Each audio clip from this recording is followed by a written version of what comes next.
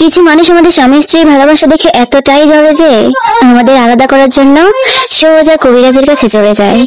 বলি মামুনি, যতই ঘুরি উড়াও রাতে, জামাই তো আমার হাতে।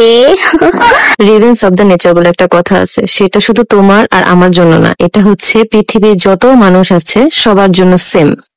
হ্যাঁ ভিউয়ার্স, বিভিন্ন পোস্টের মাধ্যমে আখিকে নিয়ে টোল করা হচ্ছে, সেটা আখি নিজেই বুঝতে পেরে দেখ যে কি করি।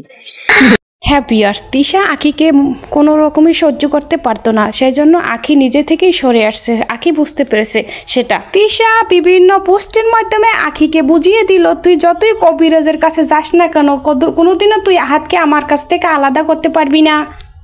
হ্যাঁ ভিউয়ার্স, আখিকে উদ্দেশ্য করে তিশা এই কথাগুলো বলেছে, আহাতকে কোনোদিনও আলাদা করতে পারবি না, আহাত শুধু আমার।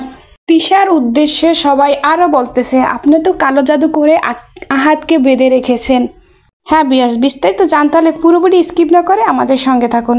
জন্য সোজা কবিরাজের কাছে চলে যায়। বলি মামুনি, যতই ঘুরি উড়াও রাতে, জামাই তো আমার হাতে।